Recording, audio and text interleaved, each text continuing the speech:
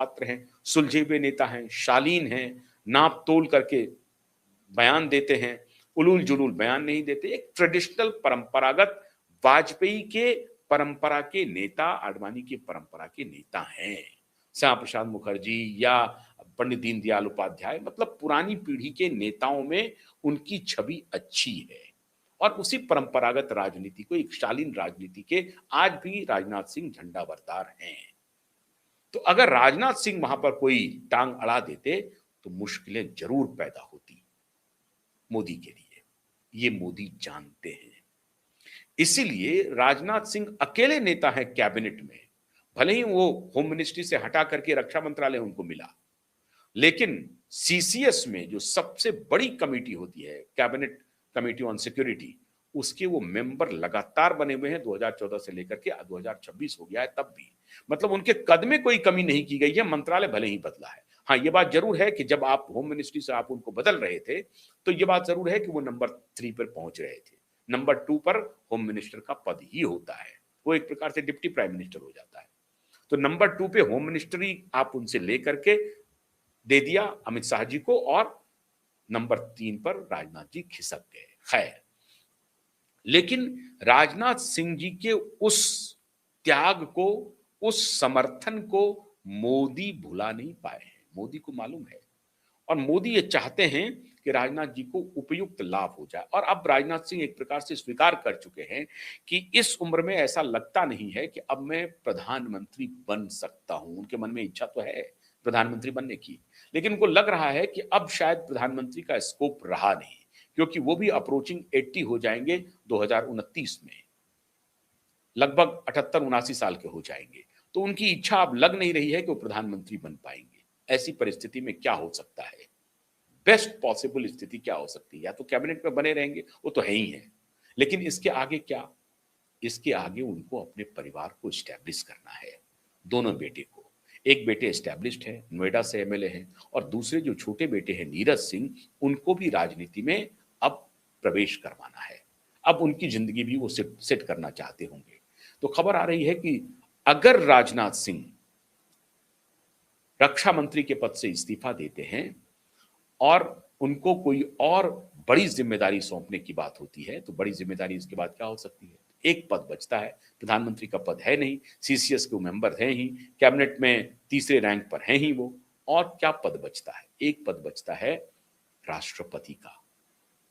अब संगठन में वो जाएंगे नहीं, क्योंकि ऑलरेडी संगठन दूसरी पीढ़ी के बदलाव में गुजर रही है, तो उन्हें राष्ट्रपति बनाने की चर्चा हो रही है कि आपको राष्ट्रपति पद दे दिया जाएगा और आपके छोटे बेटे को लखनऊ से, जहां से आपने नुमाइंदगी की है, क्योंकि सीट खाली करनी पड़ेगी, तो वहां से फिर बाय इलेक्शन करा करके आपके बेटे को संसद पहुंचा दिया जाएगा।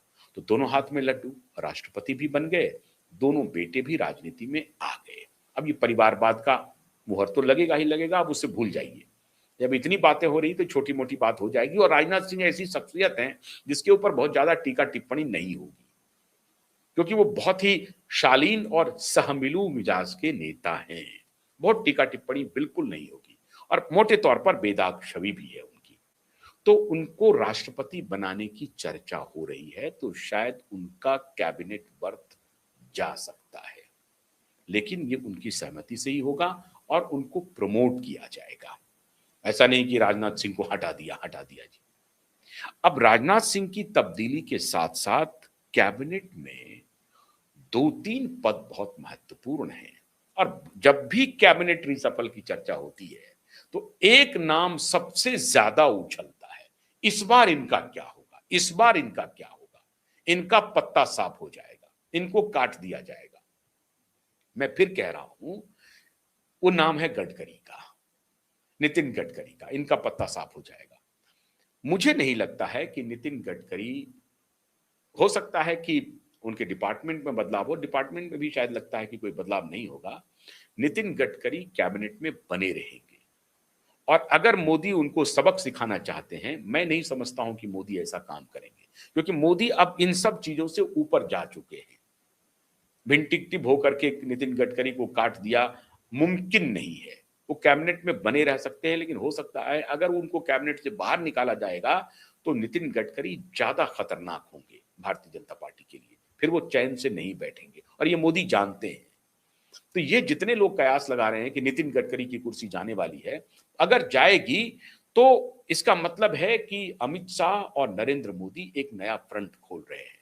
और ये जो वोलेटिलिटी का पोजीशन है अभी देश में, बंगाल के चुनाव से इतना खुश नहीं हो जाना चाहिए कि एक छत्र राज हो गया है। ये मोदी और शाह जानते हैं, वो नवसिखिए राजनीतिज्ञ नहीं है। तो उनको पता है कि भाई नितिन गडकरी अभी क्या कर रहे हैं, कुछ कर भी नहीं पा रहे हैं, तो चलने दीजिए, जो करना है कर रहे हैं, अपना एक अच्छा काम ही कर रहे हैं और ऐसा कुछ बगावती कोई बात भी नहीं कर रहे हैं। और उन्होंने एक प्रकार से मान भी लिया है कि भाई अभी मैं प्रधानमंत्री के रेस में नहीं हूं, अब आगे होगा तो देखा जाएगा। तो अपने को उन्होंने एक प्रकार से बैक बेंच पर ले भी आया है। ऐसी परिस्थिति में वो फ्रंट पे कुछ बोलते हुए करते हुए दिखाई नहीं पड़ रहे हैं। कम से कम 2024 के चुनाव के बाद से वो शांत है। 2024 के चुनाव के पहले ही हो रहा था कि उनका टिकट कट जाएगा, लेकिन नहीं कटा। मुझे ऐसा लगता है कि नितिन गडकरी का रिसफल में उनको बदला जाएगा या उनकी छुट्टी होगी, डाउट है। बदलाव लेकिन होंगे। निर्मला सीतारमण के स्तर पर बदलाव होने की संभावना है, जिस पर चर्चा चल रही है शक्तिकांत दास की। धर्मेंद्र प्रधान के बदलाव की संभावना है, जिस पर चर्चा चल रही है किसी नए चेहरे को लाने की। हो सकता है कि ये धर्मेंद्र प्रधान जी को हटाया जाएगा, इसकी संभावना मुझे कम है। धर्मेंद्र प्रधान जी संगठन में भी नहीं जा सकते हैं, क्योंकि वहां बिल्कुल नया चेहरा आएगा और ये सभी जो चेहरे हैं, एक परिपक्व चेहरे हैं, बड़े चेहरे हैं। तो वो नितिन नवीन के अधीन में कैसे काम करेंगे कहना मुश्किल, इसलिए संगठन में भी नहीं होगा, तो इनकी छुट्टी भी नहीं होगी। ये जरूर है कि मंत्रालय जरूर बदला जाएगा, ऐसी परिस्थिति लगती है धर्मेंद्र प्रधान के भी बारे में और निर्मला सीतारमण के भी बारे में। अब जो नए कैबिनेट में इंटरांट होने वाले हैं वो कौन होंगे? धर्मेंद्र प्रधान की कुर्सी चली जाएगी, संभावना नहीं है, मैंने पहले बताया। निर्मला सीतारमण को अगर हटाया जाएगा तो उन्हें क्या सौंपा जाएगा और निर्मला सीतारमण के पद पर कौन कौन आएंगे? दो दावेदार हैं, एक शक्तिकांत दास और दूसरा पीयूष गोयल की चर्चा चल रही है। और पीयूष गोयल एक परफॉर्मर नेता के रूप में है। अभी जो ट्रेड डील हो रहा है या यूरोपियन यूनियन के साथ जो ट्रेड डील फाइनल हुआ, उसमें बड़ी भूमिका रही है पीयूष गोयल की, बहुत पिवटल रोल प्ले किया है। बल्कि हम इंग्लैंड के साथ जो ट्रेड डील हुआ है उसमें भी बड़ी भूमिका रही है। तो एक परफॉर्मर नेता के रूप में वो दिखाई पड़ रहे हैं और प्रेस में भी बहुत ही सधा हुआ बयान दे रहे हैं।